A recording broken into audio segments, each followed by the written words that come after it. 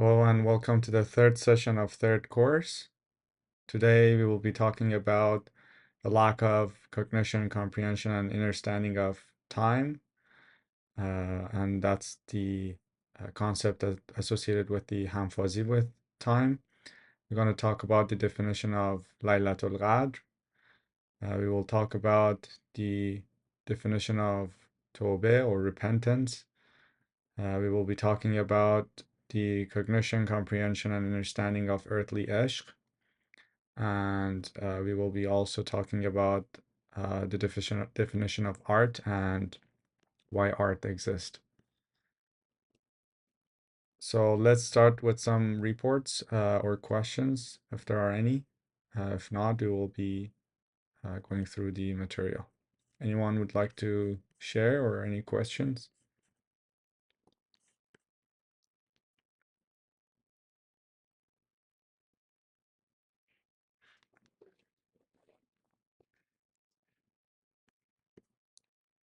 Okay.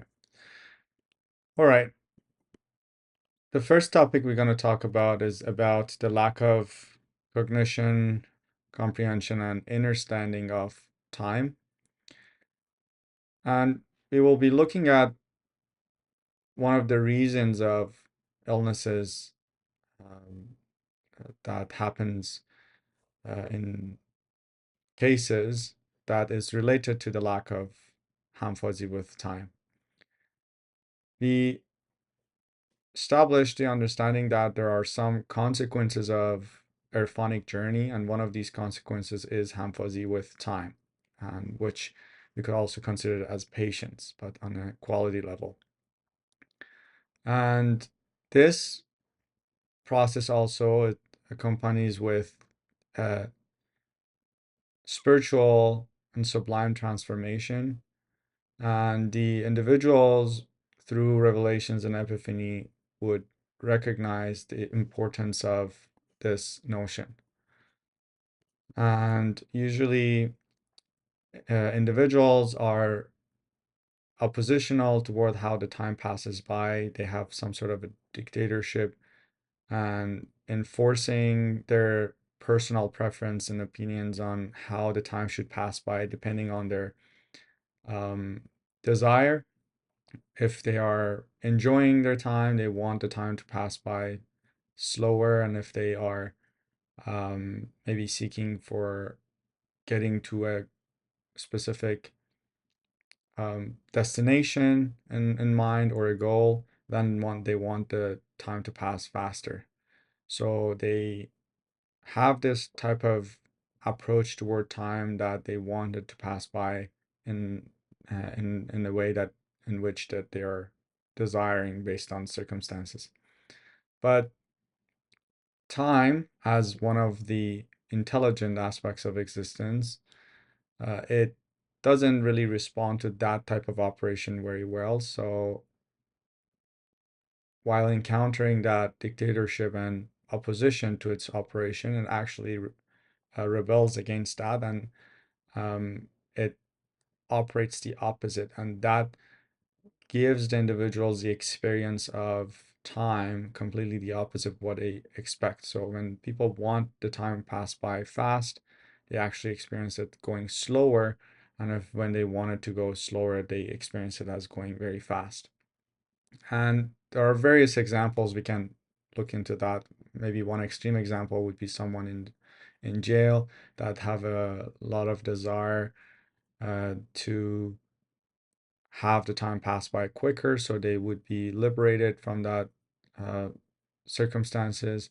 And by that urge and the inner desire for the time passing by faster, actually times rebels against it, and they experience the time as much slower in a way that maybe the day would feels like a week's for them, or a week would feel like a month, and so on.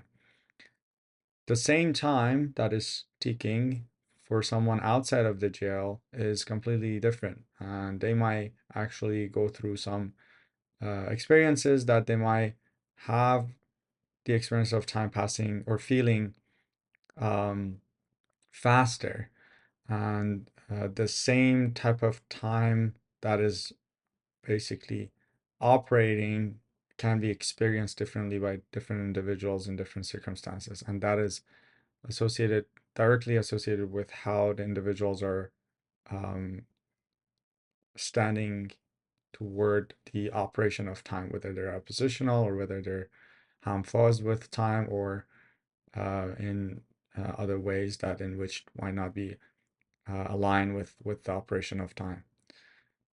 So the seconds are passing on a quantitative level in the same way for each person, but again, even though that the quantity of time is the same, but the experience of time, the quality of that differs among individuals based on various circumstances and their various state.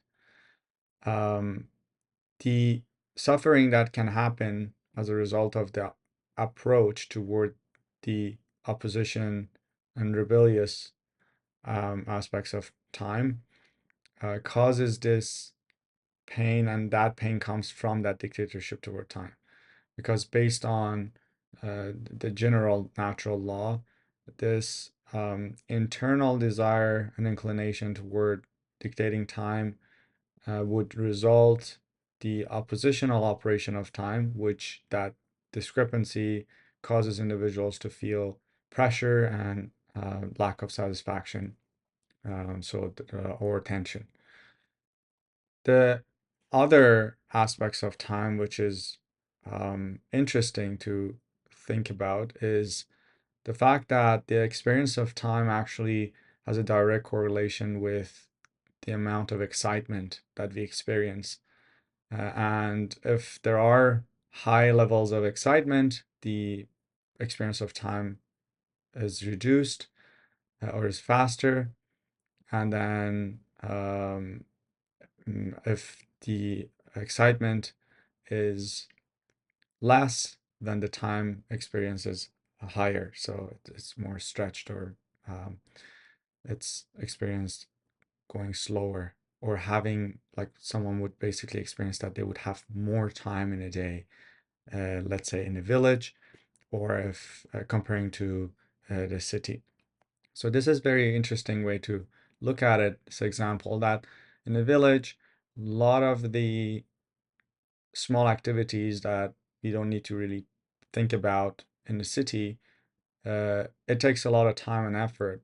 For example, getting water from the river, getting hauling the pot to the river, filling it up and bringing it back, washing vegetables, and like doing very little tasks that we might not actually do it in the city.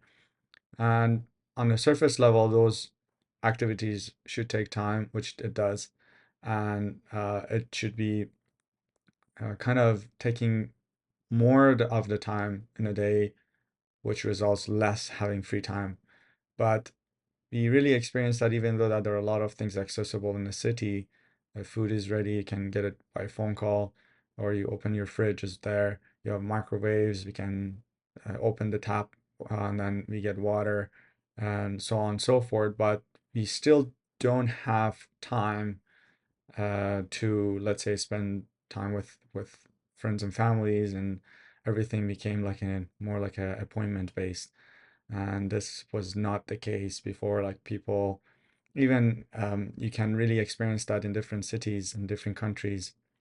um, there are cities and countries that you go there, people still have time to spend with each other and just kind of randomly appear at each other's door, and then go for a spin, where here everything is tightly scheduled, and everything is by appointment. So with the advancement of technology, this modern style of life, everything is go, go, go. Everything is kind of pushed. This becomes like a collective opposition toward time, in a way that a lot of people are going to the work 9 to 5. Everyone wants that 9 to 5 to be done as fast as possible so they can go rest. So we are collectively pushing time faster and faster. And on the other hand, people wants to get their projects done, so they want to push it so the projects are done faster. So this collective urge of getting things done faster and faster, it causes this collective opposition and also individual opposition to time, and that results the collective experience of um, time not having, well, we call it barakat. Barakat is kind of like a quality reward, for lack of a better word. It's kind of like a um, some sort of reward that it's a quality, and then what you can do, like what happens is that um, you by going against the time, the operation of time, then um, we basically experience that what we call it barakat, uh, it's gone. So we experience that the lack of um, hamfazi with time, whether that's individual level or collective level, it would result some sort of um, pushback from the times as it's intelligent, and then it doesn't like the dictatorship, and then the experience of time is collectively different in different spectrums, like comparing the cities to the village. So the time is um, the time is operating in a way that has two rebellious way of interactions with us, and that is one, as I said, if you want it to go faster, it goes slower. And then the other one is that it loses barakat. That's kind of like a quality behind it. It loses its quality, or loses its, um, um, I guess, resonance, but I don't know if that's the right word for it. Barakat is kind of like a quality aspects of something that um, is higher. So if something has a higher quality, that even could potentially have some sort of um, quantitative effect, even. So um, that leads to having these two aspects. One is that it goes against how we want it to pass by. We want it to go slower, it goes fast. We want it to go fast, it goes slower. And then by this opposition, then it basically loses its quality, that affects the quantity, or it loses its resonance. So in that way, it's kind of like rebellious in two ways toward us. So for this hamfazi toward time, you will have, uh, first of all, we need understanding. We need to have an inner experience that causes that inner transformation to become aligned and synchronized and in peace with time. And there is actually Halgheh for it, which you will receive it later on in the higher courses, that it emphasizes on an importance of the lack of, that we should not have any dictatorship toward time, and the understanding of the fact that uh, we should not really have any inclination or desire to for time to pass in any way other than the way at the way that it does operate. So just basically being in peace with however is passing, and just being hamfaz with it, aligned and synchronized and one with and unified and in peace with it. So the other name of for this halqa, um, before they were call it, like it could be a halqa of patience as well. And the patience we're talking about an equality level patience, that is some sort of a hamfazi. It's an alignment and being one with and peace with the time. And the person that it gets to that peace with time, uh, the attributes is called sabir, and that actually corresponds with one of the verses in Quran, Inna Allaha ma'as sabirin, which basically means that God is with the ones who are in peace with time. So again, like this specific definition is something that Dr. Taheri decoded it. So it is very specific to Erfan Halgheh. Before this, it was being just looked at someone that is patient. That's it.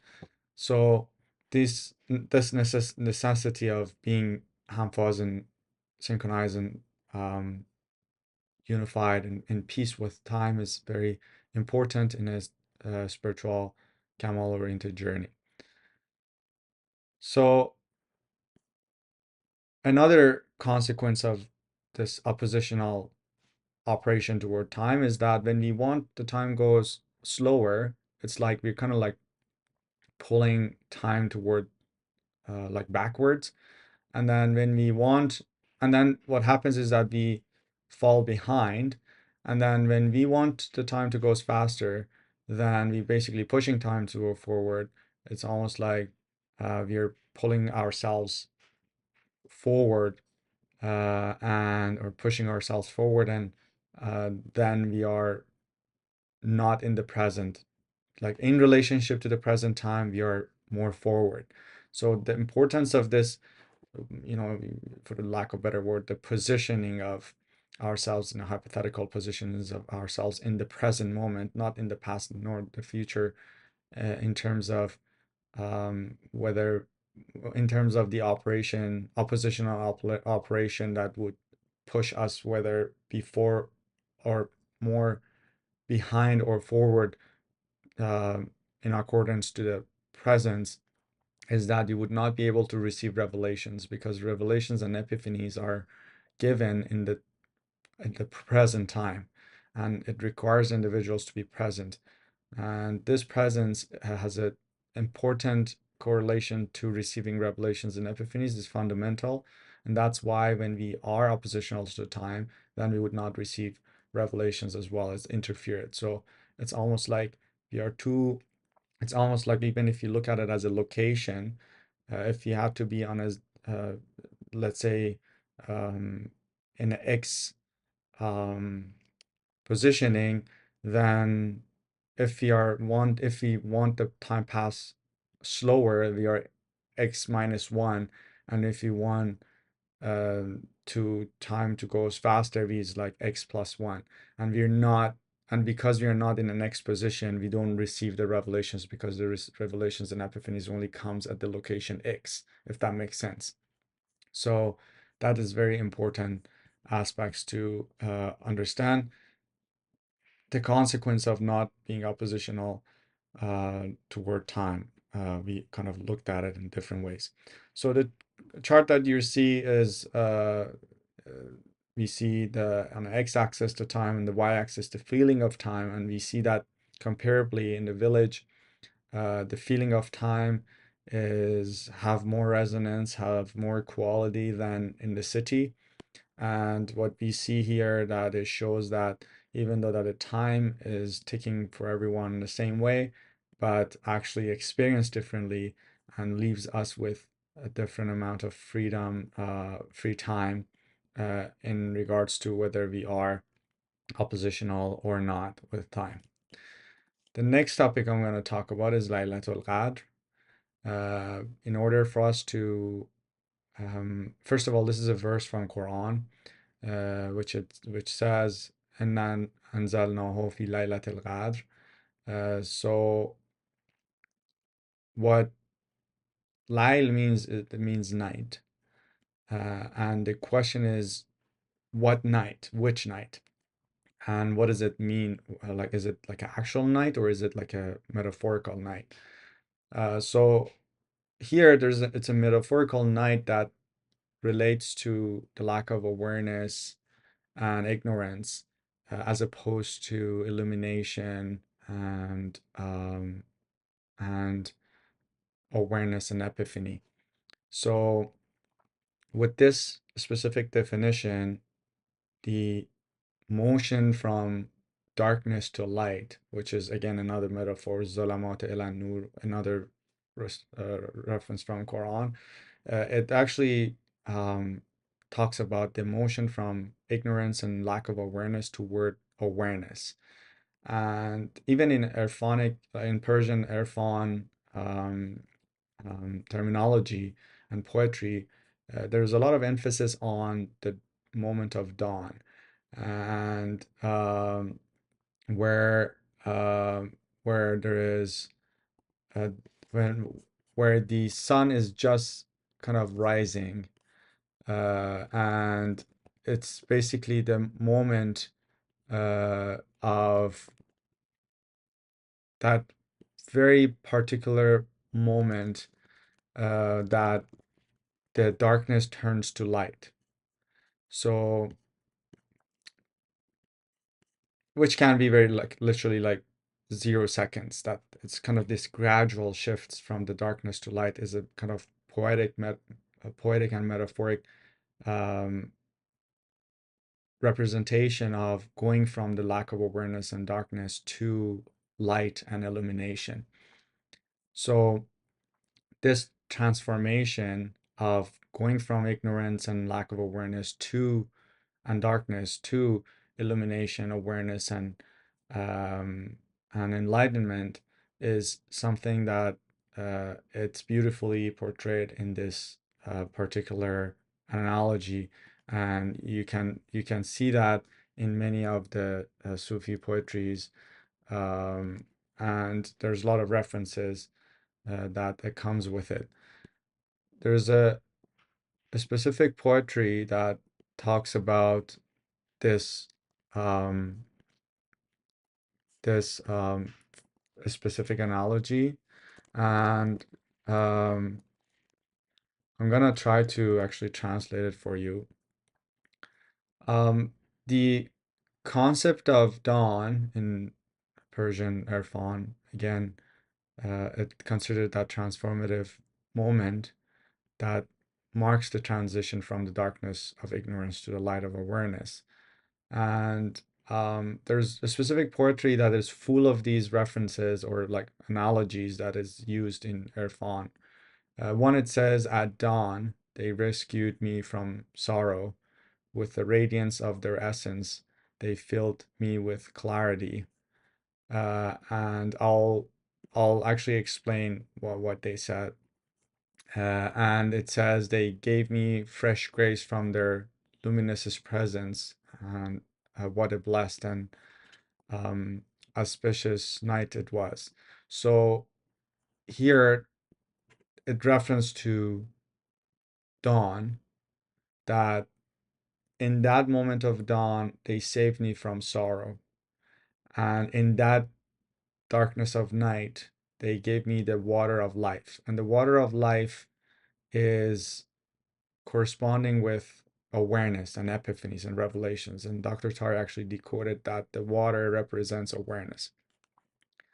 And the second verse talk about in a state of selflessness, or the state that the self is annihilated or lost itself. The rays kind of illuminated my essence, and from the wine of the gobbler of manifestation, which is again another analogy and reference, um, they gave me attributes, which basically the attributes that it's an ability to manifest the attributes, which again corresponds with a lot of philosophical discussions about the philosophy of existence. It says, what a um, that's hard to translate, but it could be what a special dawn and unique night, and a reference to Shab Qadr, which is the night of Qadr or night of value, you could say, because Qadr you could translate it as value, or yeah, value I think is basically a literal translation of it.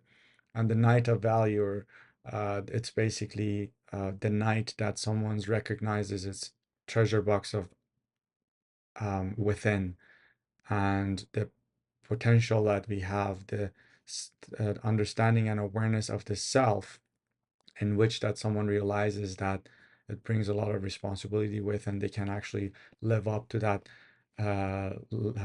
awareness, live up to that quality of presence. So, recognizing the true status of ourself in existence, why are we here? What is our purpose here on a quality level? That recognition at any moment is like finding our true value of the self, our true value of our existence. So, the dawn, the that specific moment of sunrise, the moment that metaphorically switches the darkness, it kind of transition from darkness to light, and that can that it basically represents that illumination and epiphany and awareness.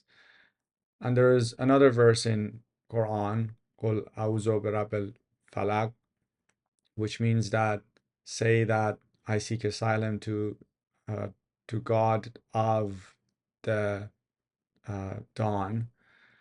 And the God of dawn is basically is referring to God that gives the illumination and cause the transition or transformation of darkness and ignorance to light and illumination and awareness.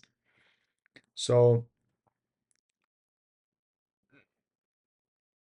so in so many years, some people actually took this literally, and they thought like there's a specific time in a day, early mornings, that um, they could receive or have these illuminations. But Dr. Tari actually emphasized and clarified and decoded the fact that these are metaphors, and then the dawn, the Erfanic dawn for each individuals could be at any moment, not specifically at the dawn itself. Is just a metaphor, and that Qadr, which is again, it's a it, it's one of the Islamic notions, religious notions, that it corresponds with the night that um, Prophet Muhammad received the revelations and epiphanies.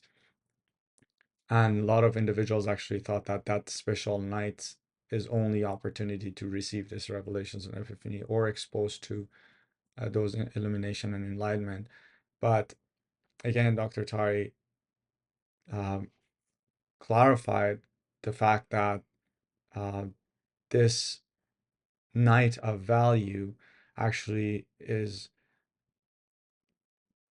about the night or a moment, and not specifically the night, a moment that someone would actually recognize their true value, their true status of uh, their existence in entire universe, and understanding why we are here.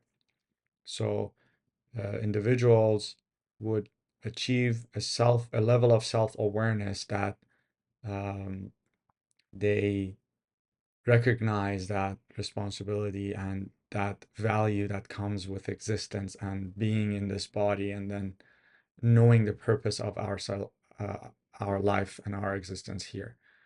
So if someone has not achieved a self-awareness, then they would remain in the night of darkness and ignorance.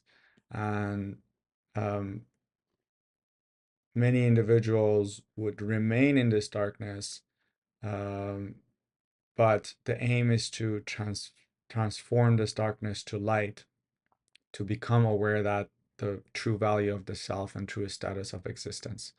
So then one of the missions of ourselves here is to actually be in the motion from the darkness to light, and finding that path toward that light becomes one of the duties and one of the arts of us here. So the recognition of the value and the status of ourselves here in existence would also lead to understanding of the value of God and the divine value that exists. And there is a necessity to be in the heart of darkness and ignorance, uh, to be able to actually have the journey have any definition, so then in that journey we could go toward illumination and awareness.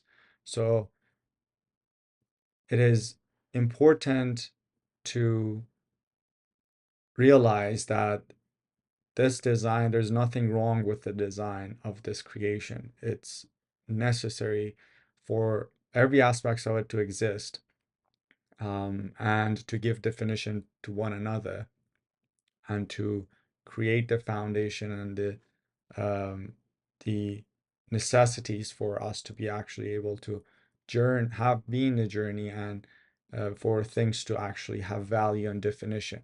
So being in the mystery of existence without knowing what is the philosophy of existence, why are we here, and being in the darkness of not knowing the self, not knowing why we are here. And so that actually gives the definition of finding the path, getting to the journey, be perseverance, and have that illumination to transform us to recognize that true value and true status of ourselves in existence. So going back to one of the references in the Adam story, where God creates Adam and tell the angels that I know something that you don't know. It actually refers to this creation, magnificent creation, that it God is proud of because of this reason, because God created a creature that was capable of achieving the highest levels of illumination and awareness from the heart of darkness and ignorance. And that's quite an achievement and success, and something that God is proud of. So the water of life is a metaphor for awareness, the divine awareness and epiphany that can um, illuminate the journey and give heart quality of being and existence, and direct the thought and mind toward the true direction, which is toward Kamal, and then toward the purpose. So one of the conditions of receiving or achieving to this level of awareness is the connections, establishments of connections of human beings as a part to the divine realms, which is the whole. So it is essential for that illumination and epiphany to happen. And for that, we need to have that established connections.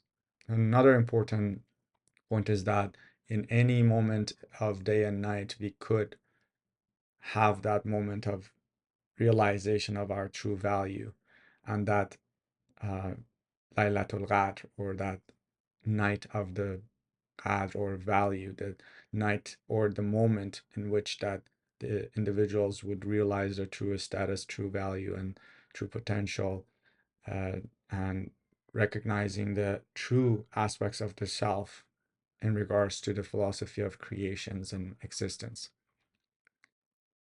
regardless of whether that night or moment is in, let's say, Ramadan, which basically is the month that the Laylatul Qadr is, um, on a calendar, or other months or times of the day.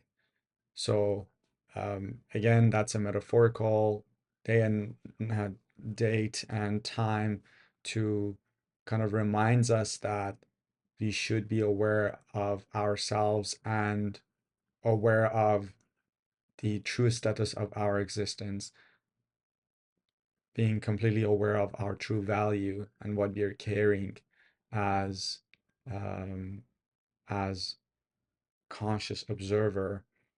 We are the hosts of divine attributes of God, and we are actually able to embody them regardless of the limitation to a very high extent.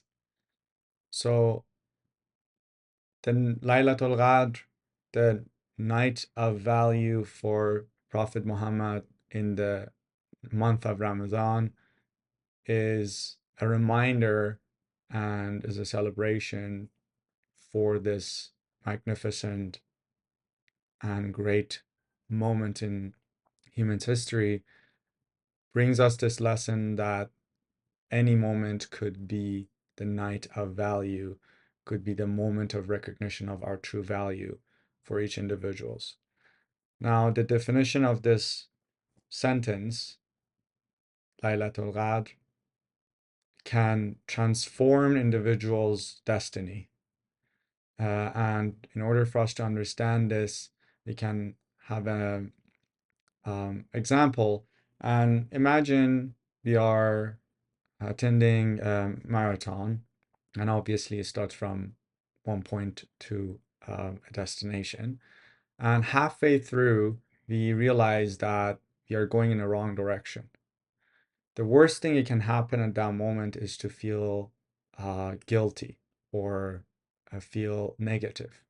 Because what happens is that that negativity would basically waste our time and energy to wanting to recover and to wanting to actually get back on the track and then do our best to be in the right direction.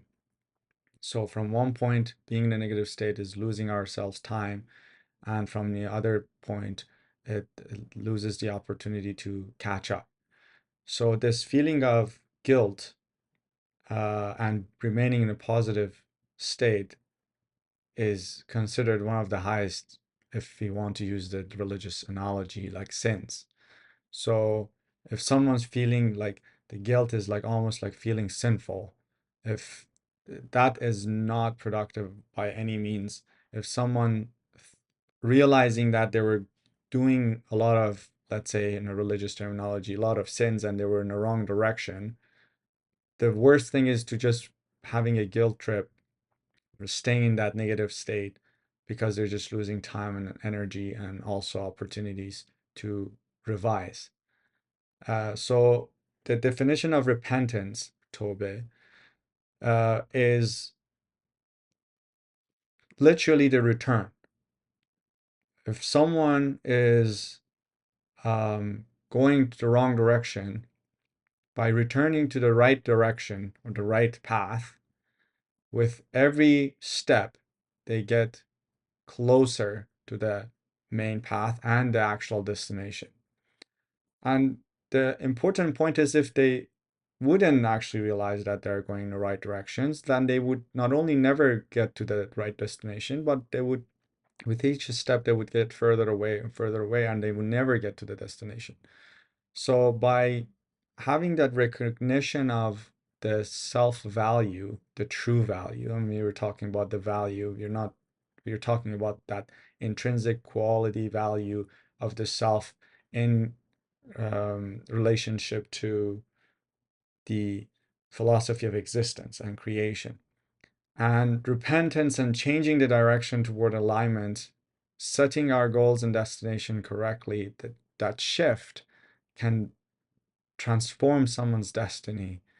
And that's what we mean that Laylatul Qadr, that the night of recognition of the value of the self, the inner intrinsic value, can transform someone's destiny in a very um, massive way.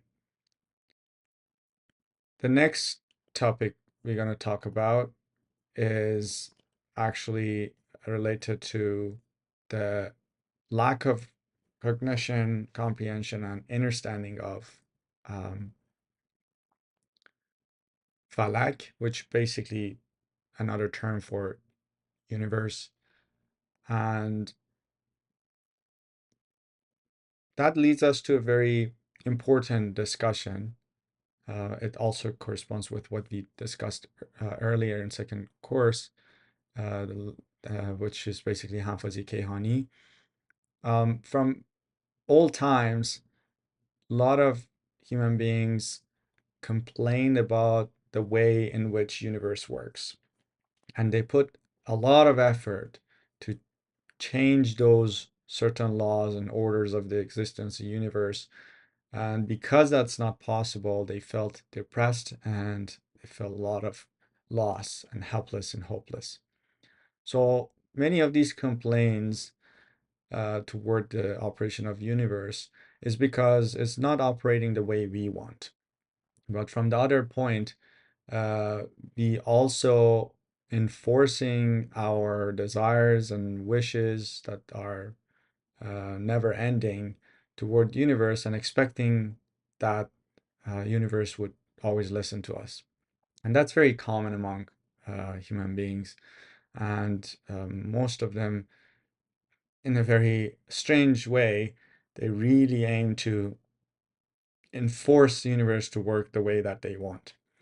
And we know that um, there's aspects of human beings that is never satisfied and always wants more, the greed, would never leave him alone.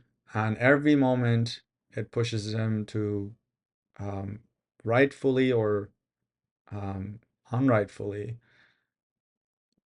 enforce their inclinations, desires, and um, wishes to universe and want the universe to operate the way that they want.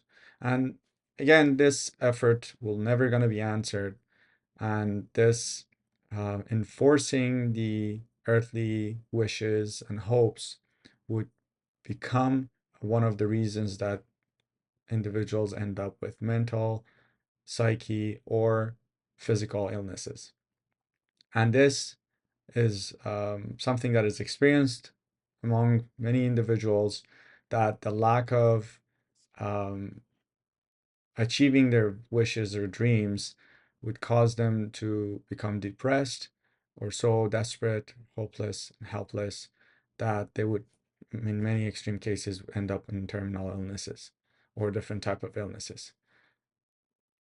One of the important um, aspects that Dr. Taheri talked about in terms of wish, especially earthly wishes, is that we need to really let them go and not really insist on them. Because if we insist on them and then really enforce our wish and desire to universe, actually, again, the universe is also a living being that doesn't like dictatorship, and they would rebel against that enforcement. And that's why if we insist, it actually goes further away. So the way in which that in Erfan Halgheh suggested to go about earthly wishes is to um, kind of nazar, kind of look at it, a glimpse of what you desire, and then just let it completely go in such a way that it seems like you never actually ask for it, and you completely let it go. And for earthly affairs, which really directly relates to our effort and endeavor, we should put those efforts endeavor to get to those points, but at the same time, we're not insistent on getting that result.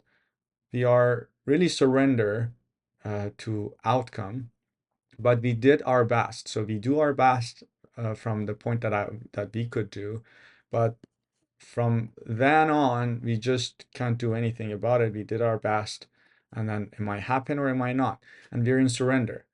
And we are surrender. But if we insist on it, and then we just put a lot of effort, endeavor, and then we insist and insist, and sometimes there are some notions like some modalities or schools of thoughts that really educate people, like kind of teach people to write down their wishes and then make the board and then just every day insist and insist and focus and concentrate, and they think like that's gonna work.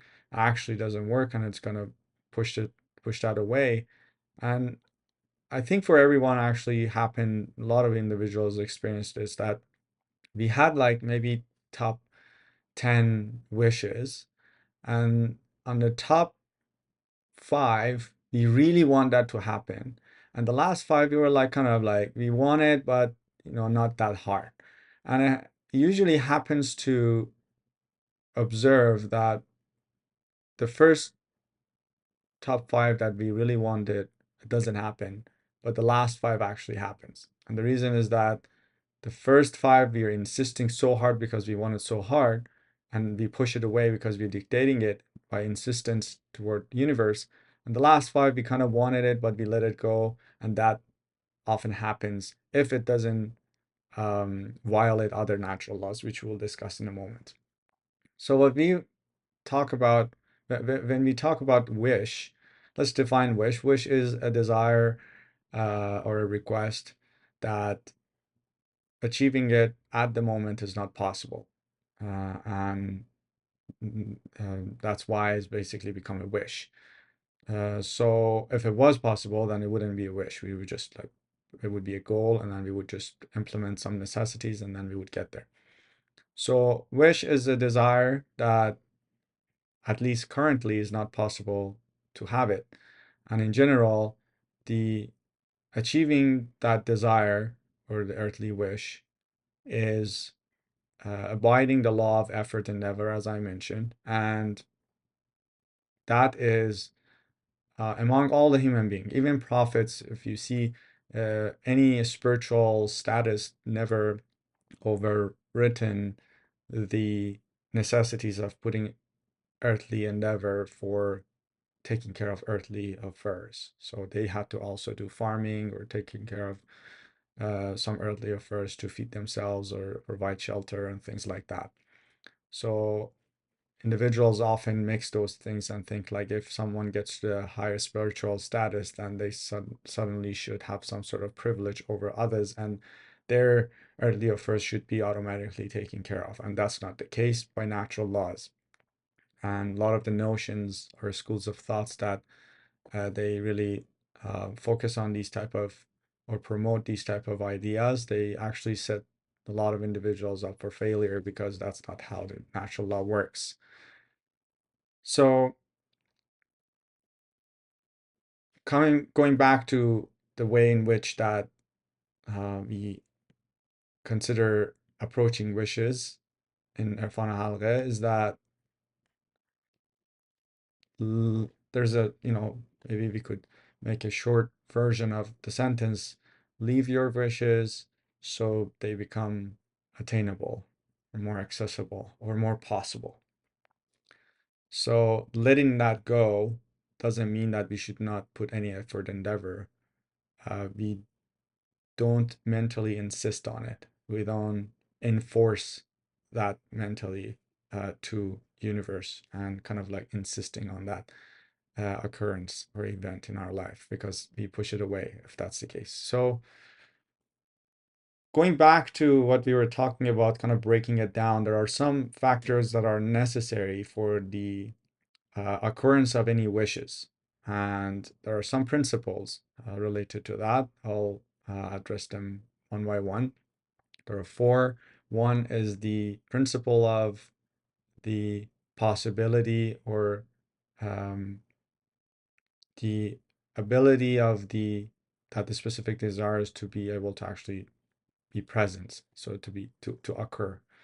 Uh, I'll explain it so it makes more sense. What we mean by the possibility or possibility of occurrence is basically means that it is possible. It is so that for the wish, it's possible for that to actually happen, and for that occurrence, it uh, relates to a lot of different factors when it comes to life. For example, let's say all the people, like someone wants, or people of a country, they have a wish that everyone would be rich in a short amount of time. So without any basically planning or any sorts of planning for economical growth. So this is not possible because this is very earthly matter. The central bank needs to actually have a specific print a specific amount of money, considering that the amount of money is constant. So if you distribute it evenly among individuals, then the definition of wealth is and the richness, and that hierarchy of um, how much wealth is distributed, it's all skewed. At some point, there are some people would be having more money than the other. So by definition, the number of the wealth being constant, we can't have everyone rich, because based on, for each bill, money, um, then there should have some sort of a backup. I know that nowadays there are some, not some, but majority of the money that doesn't have a backup. It used to have gold and some um, natural resources, and that's how it back up the money. Otherwise, if you just print it, you cause inflation, and then the money loses its value. So it doesn't work like that. And there's a lot of crises in the history. You can go study it. I'm not going to get into those, but that, going back to that wish, the wish without any economical planning, that it really abides by the rules of earthly life, and expecting everyone become rich is impossible, because uh, that it's not, that basically goes on the principle that I was talking about. The first principles of the wish to occur is the possibility of the occurrence. So the possibility of occurrence, if it's zero, then doesn't matter how many people have that wish, or how how hard they want it to happen. Um, so it doesn't happen because it's just impossible. So that kind of wealth distribution becomes more like an issue of like how this wealth is distributed among people, how that's managed, becomes complete, and then it requires a lot of economical planning, and it requires a collective effort and endeavor, and awareness, and a lot of different circumstances and different factors for that wish to actually occur. So it's not just as simple as people having that wish and insist on it and then suddenly happens. So uh, it's not possible. Now, another example is that let's say millions of people really wish to travel to a moon, or thousands of people had a wish to fly. And so we know that many of them died without experiencing it, but nowadays it became a more like a common experience. You book a flight and we just fly. For the moon experience, it's very exclusive, even though that many people have the wish to step on the moon, but only a handful of people had that experience. Maybe in future it's possible to becomes more like a common experience, just like flying, but at the moment it's not possible. So the wish has to have has to abide by the principle that it needs to be possible. And another principle is that the lack of contradiction among the wishes. So one of the factors that it could be disregarded is that many of the wishes of the individuals actually contradict with each other. And we can look at it on a collective level or an individual level. Uh, on a collective level, let's say like farmers would want to rain so they can harvest their crop in a timely manner and have more crop. At the same time, some people are going to camping. They just want to have, enjoy the nice weather and have a barbecue, let's say. So they don't want the rain. So each individuals would want the universe to listen to them and implement their wishes. Um, but it's just not possible for the universe to listen to everyone and implement all those because they're contradictory, and it's not possible for them to happen simultaneously. Another funny example is that some of these wishes is actually um, contradictory to the sets of functions that we as human beings set. For example, the red light and green light, like traffic lights. A lot of people might in the traffic maybe waiting for that, wishing for that red to turn green so they can move on. And then the people that are passing, they wish that the green remain green so they can pass, more people can pass.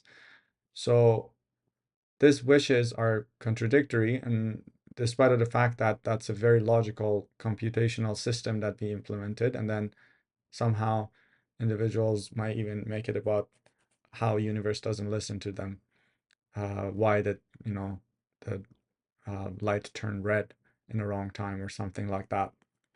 So those two contradictory wishes from individuals and even ourselves, like if we want something and we want something else, and those two are contradictory, then basically they negate each other in some sense. And there are some more complicated factors when it comes to wishes, and which basically relates to hikmat, the divine wisdom of God, and the faith that is related to the destiny, which is completely different topic, but is very relevant, is a very important factor. So the wishes and the desires of individuals in those scenarios is actually questioning the justice of universe, because if universe decides to listen to one, then is injustice to the other, and vice versa. But the insisting on those notions is basically insistence of unjust um, unjust operation of the universe, in some sense. Another principle is that it should the wishes should not really contradict the natural laws. And one of the importance of that is understanding natural laws. We know that this universe is operating based on a specific order, and no wish or desire can actually change those laws and orders. And we should really be aware of this, because if you're not, then it can cause a lot of antagonism and opposition. A lot of individuals are willing to, um, even throughout the history, doesn't matter how many people wish that phenomena like earthquakes, eclipse, thunders, storms, etc., would never occur. And a lot of individuals projected what is the causality behind those phenomena. But regardless, no matter how hard they wish that those phenomena would never happen, they'll keep happening because it's part of the natural laws and necessary for the continuations of lives and existence. So it doesn't really matter how hard and how many people want those things to go away, or like even the concept of death. So many people just don't want to die. Throughout the year, throughout histories, many efforts been put to come up with a solution for eternal life, but that never gonna happen because the natural law of death will always happen, and it will always be. So regardless of how much someone wants it, it's against the natural law, so it will not happen. So again, contrary to the discussions we had, many individuals are aiming through specific schools of thoughts to kind of promote this notion and an idea that people could use their power of attraction or power of mind to manipulate the natural laws, or manipulate um, their earthly life by just focusing or concentrating or using that energy or force to have all their wishes and desires to happen. But it is important to realize that that's not the case, because universe does not really abide by any rules other than the laws that it's been given by God. And this insistence of human being of implementing their wishes and desire not only not gonna make those laws go away or change, but also can cause opposition internally, and cause all sorts of illnesses and disorders and tensions, and lack deviations and so on, that would actually negatively impact our quality of life in all the different levels. So from this is the standpoint also, we should not really insist on wishes and dictate to universe, because in that way the intelligence governing the universe would resist and rebel against these wishes and desires more. And but we could have a wish maybe I would just say like the most optimal way of having a wish is to just have it like a nazar, just like a glimpse of that, and then just let it completely go. And if it's earthly matter, do your best and put the effort, endeavor on the levels that what you could do is done, and let go and surrender to the outcome. And so that's the best way of approaching wishes and desires. So in that way, if those wishes and desires didn't happen even after we put our effort and endeavor, we know that um, that was not aligned with hikmat and divine wisdom, and the consequences might not be desirable as we thought could be. So if we have a nazar or a glimpse in our mind about the wish, and then kind of let that go completely off our mind, then we would not trigger or stimulate the resistance and the rebellious aspects of existence. And in this way, also, our mind is not captive of those wishes, wasting a lot of mental energy, and also be captive of those unrealistic, non harmonious earthly wishes that would cause the wastage of mental energy and does not allow individuals to actually have fluorescence in all the different ways that uh, is part of the missions and duties of us existing, and would also um, help individuals not develop any confusion uh, or despair or helplessness and hopelessness and opposition in regards to the most simple things in the life. So, in the eyes of Erfan Halgheh, the using the law of attraction and using those forces and energies rejected, denied, not accepted. So, the last topic we're going to talk about is about art, and we would like to define what art is and kind of build up on that and kind of establish some fundamental understanding and kind of define the deeper definitions of art. So, what is art? If we consider art as a medium of establishing a connection, indirect connection between two individuals, at least. So, the art is a mean for establishing indirect connection between two individuals, human beings. So basically, one human being wants to communicate or express something through a medium, through a mean, which could be painting or music or any forms of art, and communicate indirectly through that medium to another human being. So with this definition, the art would have minimum two parts, two individuals that are necessary. One is the artist and the audience. So the art and would have a close relationship, reciprocal relationship with the presentation of the art.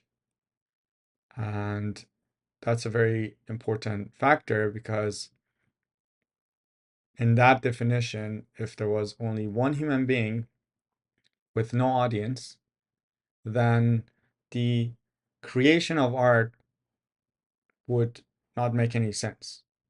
A lot of people argue this, say like, no, it could make sense for the sake of expression, uh, but it would not have any, uh, it would not pursue any specific goal and purpose for communication. So it would be just a mere expression, and that expression could be anything. It would not necessarily um, follow a specific purpose other than just mere expression. So expression for the sake of expression doesn't follow any goal. And I had these arguments before. We can talk about it, but I want to cover the material, and if you had a specific questions, we can talk about it after. So just for now, we're just establishing some fundamental definition. If we agree that art is a medium in which that individuals are indirectly communicating to each other, so then it becomes a very important, there's the important necessity of this establishments of two individuals being there. One would be the one expressing and one would be the being receiving or audience. Then if we consider that definition true, then the true artist would be someone that, first of all, has always something to show, to express, to share. And as soon as they don't have anything to share, then they're not artists anymore. So there's always has to have something to present, something to share. Now, if you consider the ultimate artist, God, uh, God created Adam, and that was the presentation. That was the art. And the highest level of art in our level, if you wanted to really consider based on the definition we established already, if the art is a mean to establish indirect connections between two individuals, then the highest form of art could be defined as direct connections between two human beings. So I want to really emphasize on this specific definition. So think about it. If art is following a purpose, what is the purpose? The purpose is to communicate something. And that communication is done not through directly, I take that back. This communication could be done in a through various means. Now, through expressions, through words, through sounds, through acting, through lots of different means, which basically forms different forms of art. Now, the purpose of that is communicating and expressing something through that means, that it would have a quality impact of that individuals that would not have otherwise if it would just be in a very blunt wording or just a very flat sentences. So if you want to express an idea, a notion, through art, we aim to change the quality of that communication, that expression that kind of connects to individuals in a deeper level. But it's always indirect because we are using a mean in the art forms that we know. Now, if you want to optimize that and say like what would be the optimal and ultimate level if we would achieve the goal, if the goal is to have this transfer of a quality experience. Let's say the artist can't express something within themselves only through words. So they bring it to a specific painting or a piece of music or a piece of, or in a theatrical setup to express that depth and intricacy to the audience. Now the goal becomes that connection of almost like someone's inner world and that inner quality to someone else through a medium. So it's an indirect communication of a quality or a notion. Now, if you want to kind of consider the most ultimate or optimized level of this notion would be the highest form of art could be defined as the direct connection, a direct way to establish that quality. So there's through no means. Like the quality that is trying to be expressed and transferred to another individual through a medium, if you remove the medium and we can directly transfer that experience to another individuals, that could be defined as the highest form of art. And that becomes, and we could consider that God as the greatest artist, the greatest creator, and as opposed to human being the small creator or smaller artist.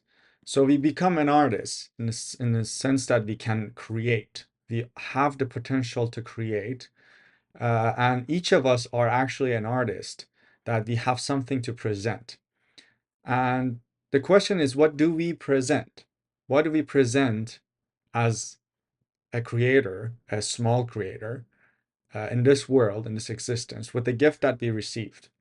Now,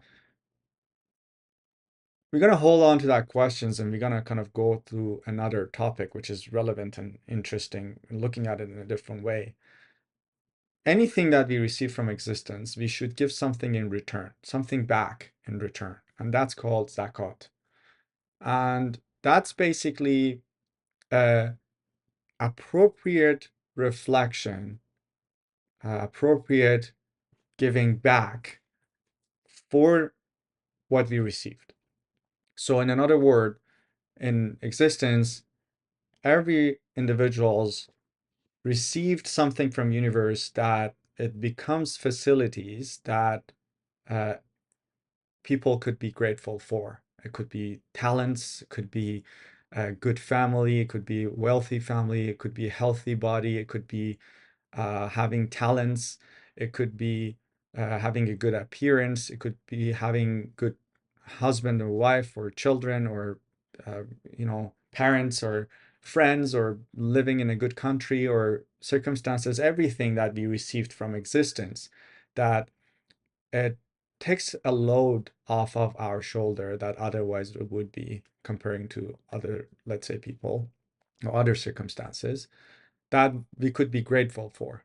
And for those gifts that we received, we should give something appropriately back to existence.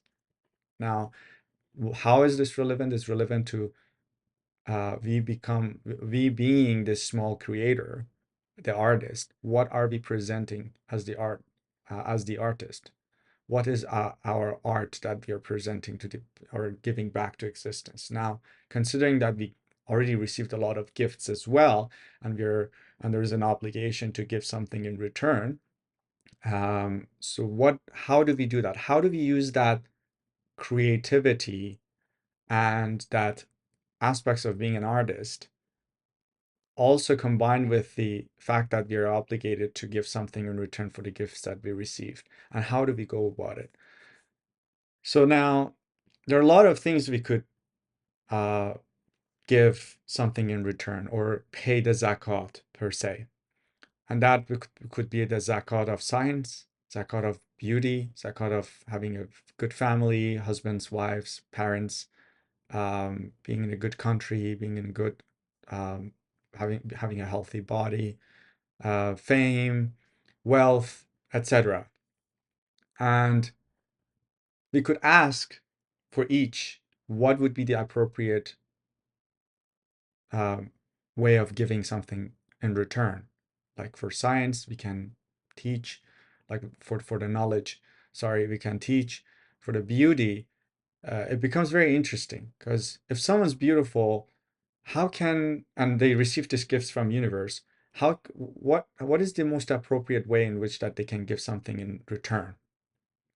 And that kind of opens a discussion on the notion of hijab, and which is completely misinterpreted by many people throughout the history, and cause a lot of deviations and very unfortunate circumstances.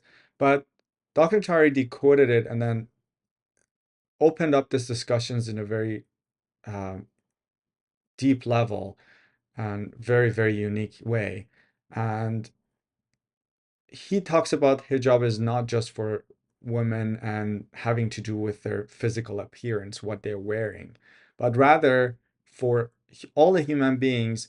And it's related to what kind of a consciousness emission they're emitting being. So if someone's beautiful, they can be in a way that they kind of showing it off.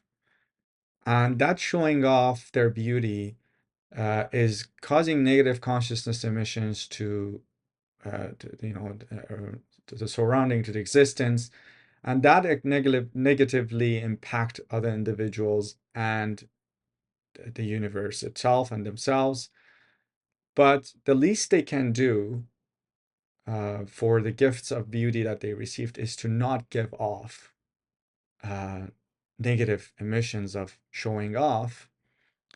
And the next level could be actually emitting humility, being humble of that beauty, carrying themselves in such a way that they're not only not having showing off emissions, but also having this humble emissions as a result. So uh, that corresponds and directly relates to the definition of hijab. Hijab is that it means the lack of need of individuals for receiving what we call it energy type 2. Energy type 2 is basically energy that people receive by showing off the admiration, the praise, and it doesn't even need to be verbally. Like when people like appear in, let's say, places that they get a lot of attention. So the lack of need for receiving attention is basically the definition of hijab. So if that could be basically anyone could do that in a different way. Someone can um, have the physical appearance, let's say, cover their physical body, but still do it in a way that they receive attention. Or someone can not have that, you know, classic understanding of hijab, kind of covering themselves in such a kind of maybe extreme way, or maybe extreme is not the right word, but in that specific way, and then still not have any um, attention. So attention seeking is something that is regarded not mature type of operation in Erfan. And spiritually mature individuals is not in need of receiving attention in any form. You know, like guys can have that in, let's say, you see that someone's riding a motorbike and doing these tricks in the street, in you know, highways that are not appropriate for such an act. Ladies could do it differently. You know, any types of actions that is for the purpose of attention seeking is not regarded as spiritually mature in Erfan. So here we're talking about hijab as the lack of need for receiving attention, or that basically energy type 2. So going back to what we were talking about, it's this emission that we're emitting by being, by thinking, by speaking. We are emitting some sort of emission to the existence, and we are either polluting it, contaminating it, and negatively impacting it, or we actually positively impacting it. So it's one of the most important aspects when it comes to hijab, and when it comes to the considering human being as the artist and the small creator. So I just got some questions regarding the art. I'm gonna read it and then answer them. Someone asked, can't the creation of art be for yourself? Like, for example, art therapy or other forms. Um, I get that question a lot. We have these definitions in society. Yes, it could be. I'm not denying that it could be. Uh, it could be, you know, for this specific purpose. It could be for yourself, but it would not serve that purpose. It's not a purpose of communication. It's not for the audience. Then it's actually, there's no evidence if one person would be alone in the island, would, and knowing that never would ever they would meet someone else, they would actually go out of their way to create paint or uh, pigments to kind of paint something or draw something. So the motive of that is actually communication, or leave something, a legacy behind.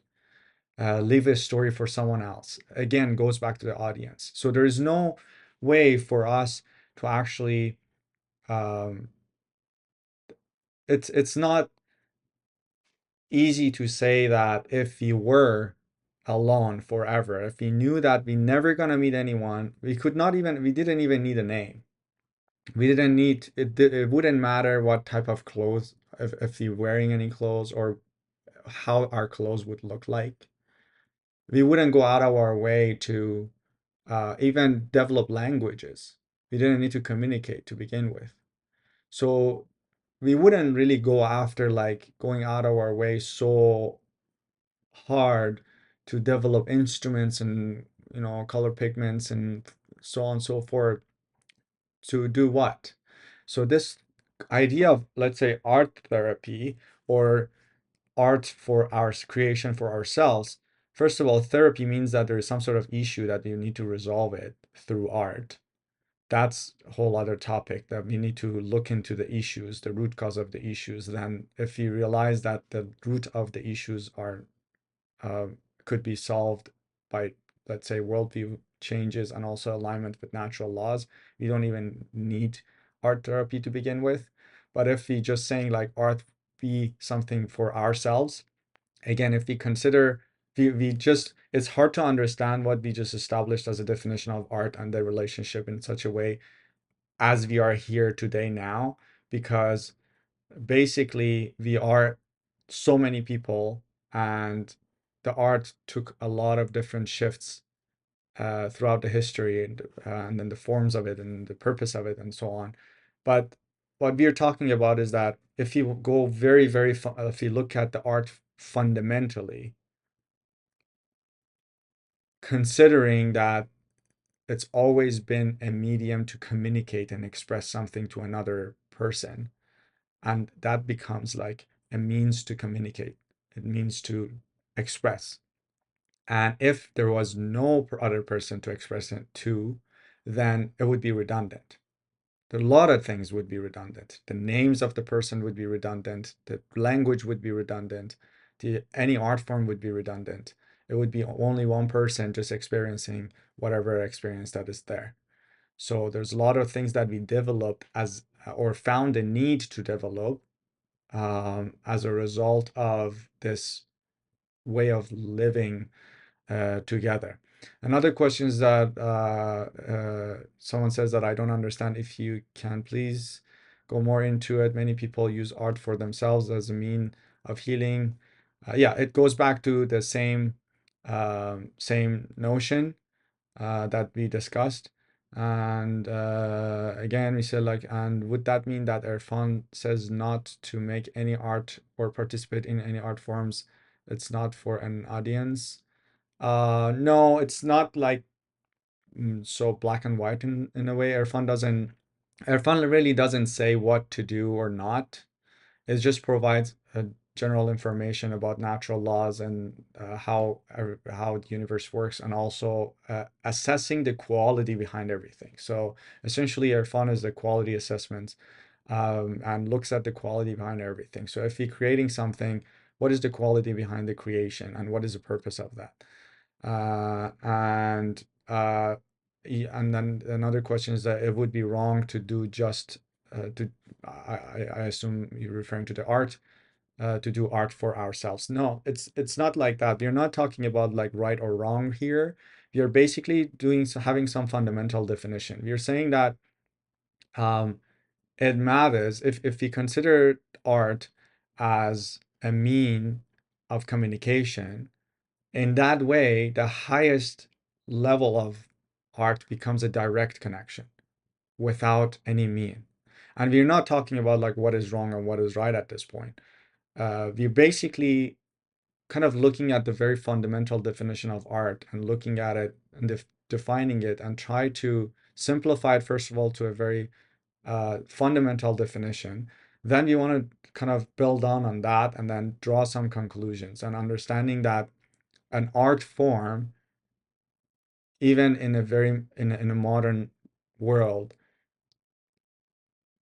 creation of art, first of all, it changed so much. This is my personal opinion. It degraded so much that the definition of art became, uh, unfortunately, very, very, the quality became very, very poor, that you just look at the art forms like someone just slap a paint on a, piece of paper, or like tape a fruit on the wall, and then suddenly becomes like a art piece. But that again, it actually also kind of supports the notion that it's kind of a mean to communicate something. And then if the goal is to communicate, if it's a mean to communicate something, then the highest form of that becomes a direct communication. So there is no need for a mean. And then when that quality could be communicated on a quality level directly, that becomes like a highest form of art. That doesn't say that is the other form of art wrong or bad. It doesn't speak to that. It's just basically explaining fundamentals of the definitions and why we create art, and the consequence of that. So now, one other important factor is that the art is what we consider in Erfan is that what is the consciousness behind not just art but any action. We just establishing the understanding that our being, our thoughts, our behavior, our eye gaze, our words, every emotion that we have there have consciousness emission, and these consciousness emissions could be aligned or misaligned, and consequently negatively impacting or positively impacting not just ourselves and others, but the entire universe. So then that becomes very general. So any act, whether it's an art form or just a normal day-to-day operation of life, Erfan looks at the quality behind it. So when you start looking at the quality behind everything, then we start realizing that, first of all, things that we assume that, oh, is just an art, is just an expression, we realize that we can't say that, because it's so reducing it to something that doesn't have any consequences, but actually has significant consequences, not only on an individual level, but in a collective level, on an existential level. So then we become responsible. Well, what are we promoting? What are we supporting? What are we emphasizing? What type of consciousness we want to be more in the universe and existence. Then we can talk about what is aligned and what is misaligned according to natural laws. And then that's why we invite everyone as a researchers to come and use the Halghehs and connections to the Interuniversal Consciousness Network to experience the natural law for themselves. So we kind of establish the understanding that there is an agreement, that there is an objective source that is intelligent independently, that it operates in a very specific way, that it's not necessarily, uh, if someone talks about it, is not subjective. And it's basically it remains objective because independently operates. And if we, as independent human being, can directly confirm that through direct experience, then we can agree that there is a natural law. That's a rule of the game that is implemented by divine intelligence, that we should find out what they are and then align ourselves with those operations. If we are align ourselves with those operations, the consequences are positive. If we don't, the consequences are negative. And the consequences, it could be so negative that it could actually cause the ecosystem to wipe us all off the earth, because it always wants to save Earth for the continuation of life. Um, but it's up to us to find that out. And the consequences are basically affecting everyone. It's a collective matter. So the notion that an individual expression of whatever, it's not significant, or is just an expression, which means that it's not significant, not a big deal, and it doesn't affect anyone else's in a negative way, is wrong. And we learn that everything is affecting everything else. Everything is a reciprocal relationship, and everything is constantly affecting other things. And we are all connected to each other. And one cancerous operation can affect the entire body and causes to basically die, or increase the rate of entropy, or vice versa.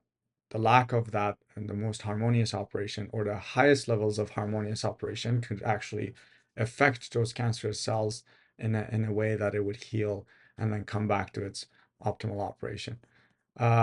We have a hand up, so please go ahead. Sorry, I had to kind of address that before letting the mic open. Please go ahead. Hello, everyone. About the question that, whether art just for oneself or as a therapy would be okay or not. First of all, this is my opinion. Art therapy, besides the fact that it works as a meditative sort of process and it helps people with the cortisol level, stress management and all of that. But art in itself is a tool for creative expression. And I believe that through art, we are actually communicating with ourselves, that it's hidden from us. We're trying to explore our emotions, develop self awareness, or gain insights into the hidden parts of us, the parts that are maybe sort of subconscious, and we're trying to uncover that. So, the same kind of connection we're trying to make with others through art, which is the purpose of creating art of any kind. When we are doing, I think I'm not an art therapist or anything, but I know a little bit of psychology, but I think that would go back to having the patient, or whoever who likes to just do it art for themselves, communicate with their inner self, with themselves, if it's really not for anyone else. So it is still a form of communication, I believe. Yes. Yeah, it is. Again, like as you said, it remains, and as we established, it remains always a form of communication or expression. So, regardless of the purpose, regardless of the forms of it, it always remains as a form of expression and communication. And this, then it basically goes back to the discussions that we had, and its significance. So I hope that addressed all the questions. If there are any other questions. Well, I just want to add that for people who have a question, I mean, if you agree, but I think for people who have a question whether Irfan thinks that art can be just for oneself, I don't think that's the case, because um, we're just explaining that art is a form of communication with others indirectly. Whoever presents some kind of art are trying to communicate with others indirectly, but the highest form would be that we directly communicate with another On person. a quality level, yes. Yeah. Right? Yes. So in the, given that kind of description, then having art for oneself is not going to be in, having any conflict with Irfan. It doesn't. Yeah, it's not, it was again, like that was not about it actually had nothing to do with defining something as bad, wrong, or right. It was more like a defining a general definition and agreeing on that, and then use that foundation to kind of like establish some understanding about other aspects of it, and also emphasize the importance and significance of um, the effects of that. So kind of like combining the fact that we are the small artist, and then as opposed to great artist, which is God. So we are have the capability of creation, and that creation and creativity comes with the responsibility. But regardless of that, this even the ability that we have to create something, which basically aims to communicate something and leaves an effect and impact on existence. So what is that? What kind of a quality that has, and what kind of purpose does that follow, and so on. I was just referring to some people who had written that I think they were under a wrong impression. But the fact that about the responsibility, there's an example I want to say. There was someone I sort of knew through a therapist. This person had, she was having some issues. She was in a very dark place, but she was a fantastic, awesome artist. She was a story writer, and she had conflict. I mean, she had conflict within herself as she was going to this therapist, because on one point she wanted to feel better. She wanted to be more positive, more up, you know, just bright. But whenever she was in her darkest state is when she created her best stories, which they were all dark, but they sold well. And she was writing playwright. She was a play writer, and so she was using her the dark state to create, which to me was very dangerous, because she was then what she was putting out there and it was being received by the general public, unfortunately was filled with what you're talking about now, the responsibility, Yes. with negative consciousness. Yeah. So I just want. Yeah. Thank you for sharing. Are there any other questions or anything to share before we jump into the next topic, which is the last?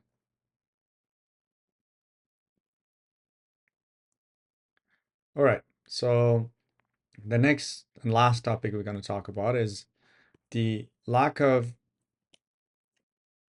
cognition, comprehension, and understanding of earthly love. And this is one of the important topics in regards to some important notions that we discussed and how we approach and how we relate to them. So the divine intrinsic essence of God manifested all the aspects of existence with ishq, that absolute unconditional love, and his love is the factor that is behind the manifestations of everything in the entire universe. So the very initial motion in creation is a motion based on ishq. And in the uh, order of existence, the order of creation, any motion after that, all the movements after that, also follows the same uh, attributes, follows the same pattern. Um, Not only it actually is the causality behind the manifestation, but there's nothing other than ishq and that divine merciful and aspects of God, that everything that we see, anything that gives definition or has definition, and anything that really set uh, Adam and Adamians and human beings apart from any other creation is ishq, is that capability and potential of ishq. We are carrying this unique trust that is the ishq and that capability that and the entire um, spiritual world, the entire unseen world in the skies and in heavens, no other creation was capable of uh, taking that trust and being able to use it and be able to comprehend it and being able to operate based on it. So in general, the ishq has three different stages of experience for Adam.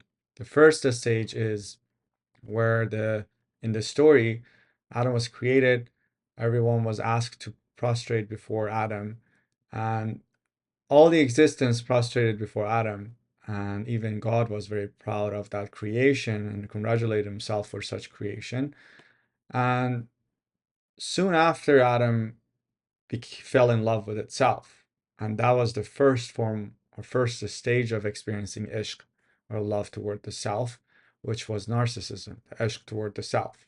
The second stage is where we are in the process of experiencing in our life that it kind of has the a dual ability that we are able to kind of be in love with ourselves and also be in love with something out of ourselves, and kind of fluctuating between the love toward the self and love toward someone else or something else. So then through this experience we can transform that uh, to a complete ishq toward outside of ourselves. And that's a very important transformation, because it's one of the most important manifestations of this is this idea of being completely free of the selves and have that ishq to be completely toward something else, toward outside of ourselves. And the highest and ultimate level of that would be that divine Rahmaniyat that manifests itself in such a way, that divine unconditional mercifulness, that is like that unconditional ishq goes completely outside of ourselves. So we are completely free of narcissism. The children that are born, the early stages coming to this life, they are born with narcissism, and we can see that in their behaviors, that the love and affection they have for their mother is just because they need food and they need to survive, and that's basically fundamentally to fulfill their needs. But after growing up, and then with some maturity, we see that with also if combined with Kamal and sublimity, hopefully the person would be free from the narcissism, the love toward the selves, and have that transformed to the love toward complete love toward others.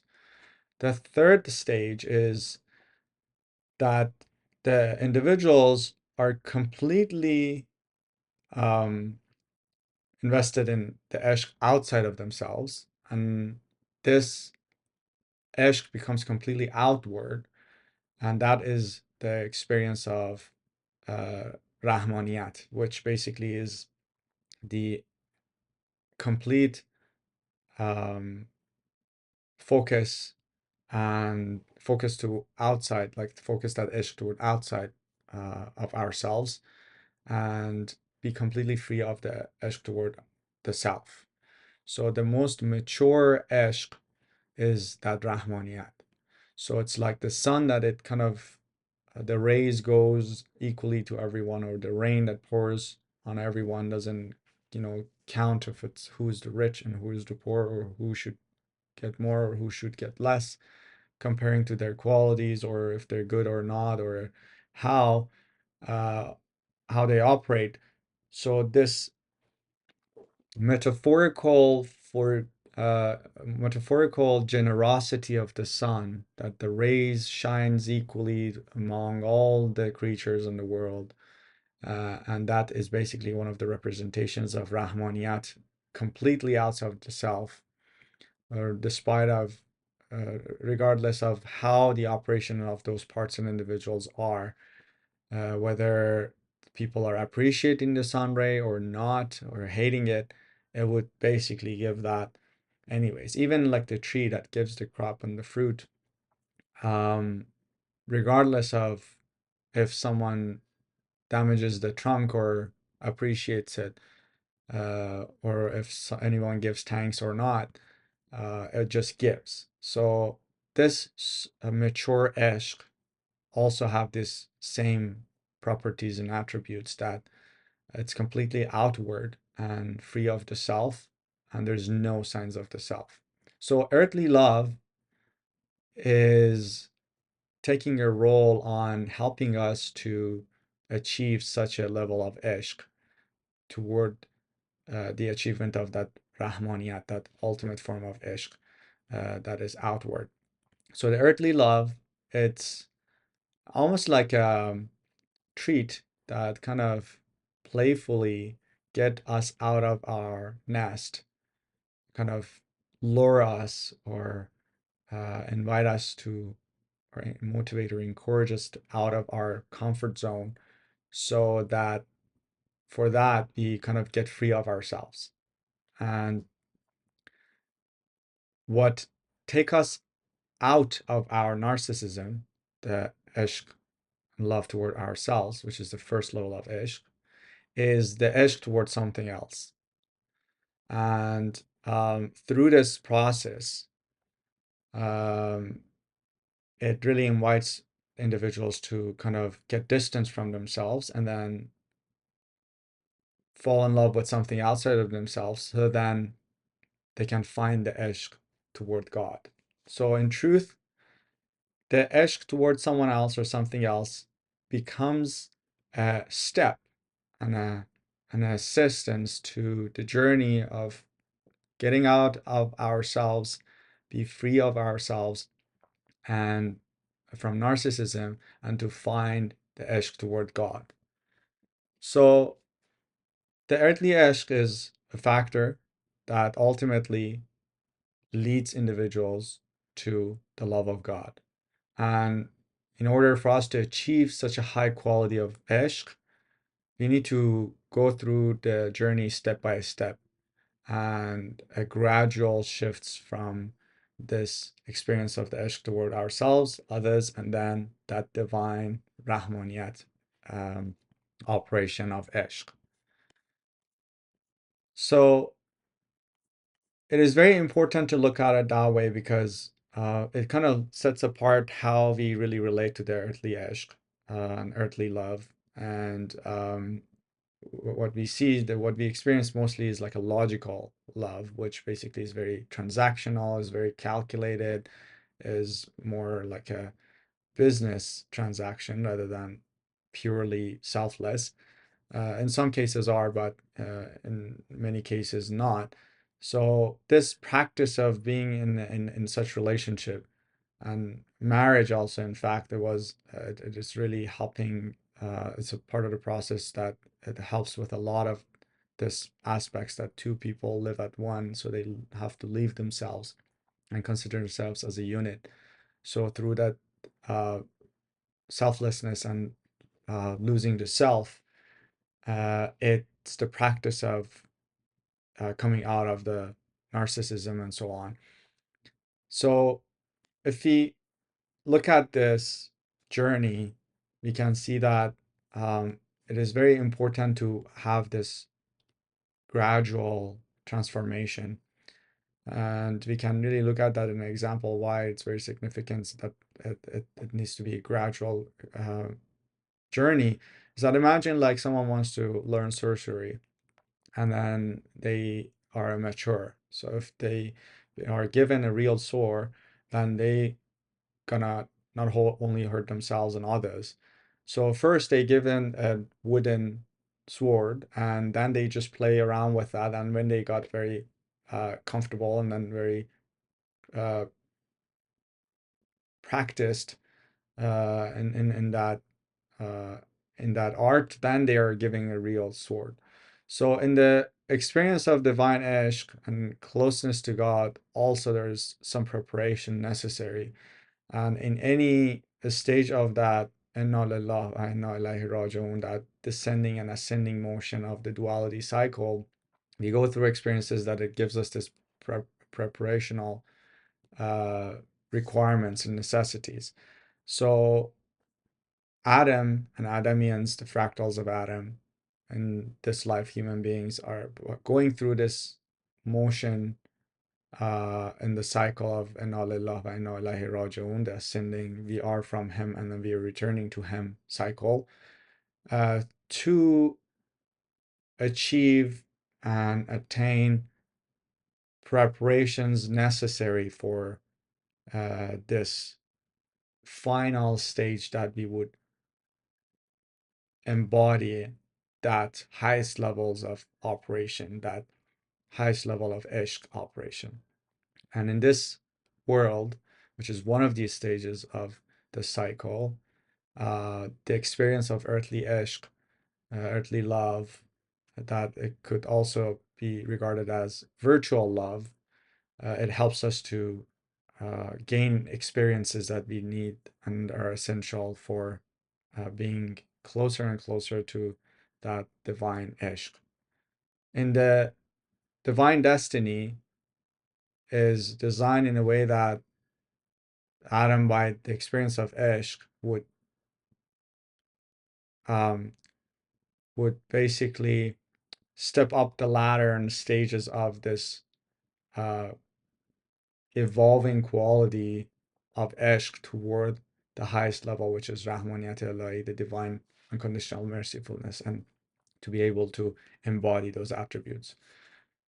So the ability of acquiring the experience of ishq is one of the most fundamental and important aspects of the human's design. And in general, uh, ishq and love is kind of like um, considered as captivating. And in the earthly love, people are kind of like enslaving each other in a way. Uh, and that's contrary to what how it should be, in a way that in the divine plan, the ishq is actually a factor that you could experience the earthly unity and achieving unity seeing, or like um, kind of developing a perception, a worldview that we see everything as one. So by achieving such an ishq, um, the individuals get to such qualities that they kind of develop this quality of perception and how they relate to this world as everything is one, everything is God, and this um, monotheistic viewing or unifying viewing, unified viewing, um, that no one can really deviate them from their beloved, and their all their focus is on toward their beloved, so they can't be deviated from their journey. So they see the individuals that got to that quality, they see this love, that that oneness of the existence and love, and the person becomes a um, it becomes a monotheistic in love individual. And monotheism is actually the understanding of the oneness of God, and how everything is the manifestations of that uh, one aspects of existence. And that oneness, that unipolarity, it's something that it's very essential for us to have an understanding of that unified body of existence, and understanding that we are the fractals and cells of the atom's body. So, as smallest degree of such understanding and the monotheistic aspects of existence, it gives this experience of unity in such a way that um it's really transformative for the individual. And the earthly love has a very big role in having a fundamental necessities and experiences for such an experience. And this fascinating design of the capability of operating on ishq level in human being not only is um, done without a purpose, but also is a very fundamental and important and magnificent aspect of creation. So that we can have this lesson throughout our experience that everything is one and is filled with this ishq, divine ishq, that is guiding everything into its existence and operation. And our duty and mission is the motion toward that Kamal, the ultimate perfection, which is one of the most fundamental and important qualities, is that uh, ishq rahmani, or that uh, ultimate level of ishq quality, which is rahmaniyat, and that all unconditional mercifulness that is outward and free from the narcissism. So what we mean by the earthly ishq here, it is the ishq that is free from the profit seeking of the logic and that transactional relationships and approach. And in the person that is in love would not want their beloved for what they benefit them.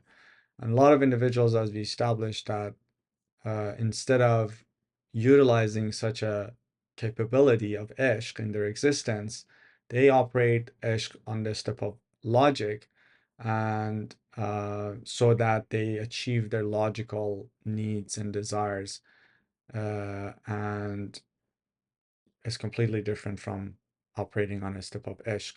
So we could call that liking something instead of loving something.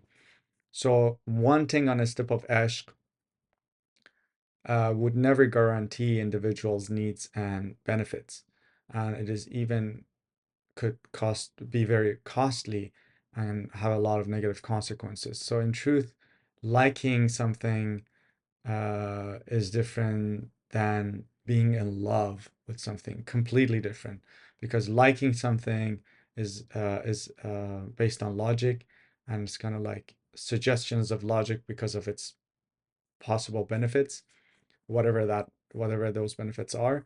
And ishq is something that um, is completely the opposite.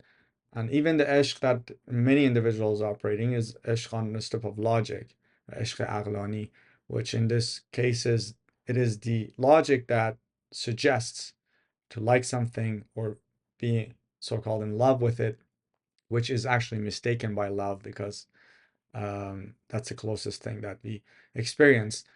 But that's just liking something because of its benefits, and it's completely transactional.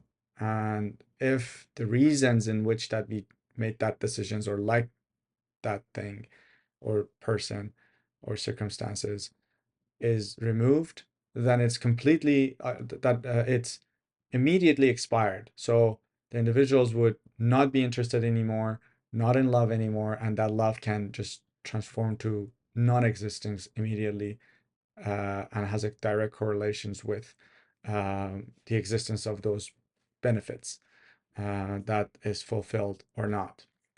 So any type of earthly love that is based on logic has an expiry date, and the expiry date is depending on how long those benefits and those desires are met. As long as those benefits and desires are in place, then the expiry date is extended until it doesn't, it's not provided. So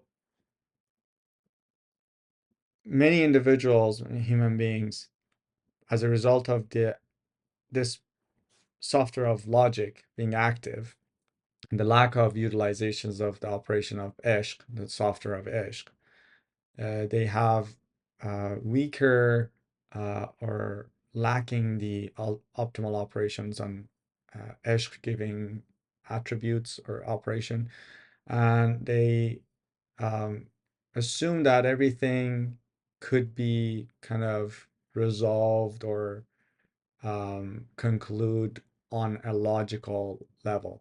And this notion is actually very dangerous for an emotional level of life, and it causes a lot of loss because of such notion. So the mental perception of these type of individuals is that earthly love is like a gamble. You either win or lose, and no one actually wins and everyone loses in this gamble, and the life would be basically wasted because of that loss. And there are very little individuals that um, actually experience the ishq on the step of ishq, and it's a very unique experience. And there are many other individuals that are operating on the in such a way that the ishq is on the step of logic, and then looking at ishq as a gamble that is uh, anyone going toward it is bound to lose are individuals that are really experiencing a lot of depression, um, despair, and um, pessimism very early on in their youth. And in general, the philosophy of ishq and the purpose of that is really not considered um, much by individuals. And considering that, and we established that all the ishqs that are logic based are have expiry date, the majority of individuals would basically feel that loss and despair. So the functionality of this the functionality of this divine reward of ishq in the order of existence is the efflorescence of human being, and this reward can cause sublimity and growth, but in action, in reality, the perception, the false perception on the definition of ishq and how it is and what it means, and the lack of understanding of the ishq on this type of ishq can cause depression and despair and helplessness and hopelessness and confusion and all sorts of illnesses. And worse than that, a lot of individuals also uh, lose in the gamble and attempt suicides. And in this way, one of the most magnificent divine aspects of existence, it takes a very negative form, very negative and unfortunate form. All these problems are rooted in the fact that many of human beings are not educated and aware of the notion of the earthly ishq and have an appropriate worldview, understanding, and understanding in regards to that. So it is very important to really address that philosophically and logically and experientially and through the links and connections so that individuals would be educated and aware of this divine design of creation and its necessities and its significance from early on, so that their worldview and perceptions is formed in such a way that would um, avoid any future unfortunate events. So it is very important for us to have a society that such notions as the fundamental um, aspects of existence, like the stup of ishq and the stup of aql and the philosophy of existence and the world of quality and so on, to be discussed and educated and early on, so the society would have a better understanding of the purpose of creation and why we're in here and how things work. So in that way, we avoid any potential significant issues, uh, so that individuals are equipped with correct worldviews in regards to the earthly ishq.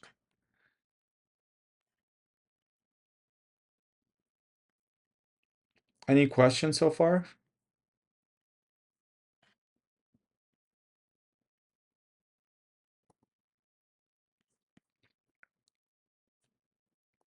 Okay. If there are no questions, let's do 15 minutes at this all, and we will be back. Thank you.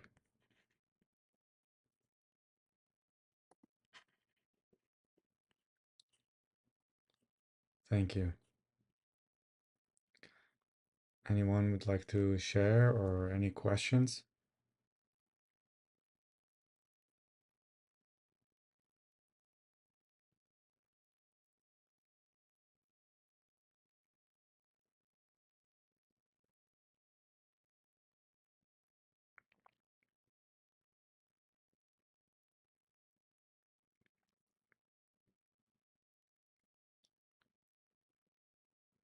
Okay. If not, this was it for the theoretical material for this session. I wish you a great night and see you next week. Thank you.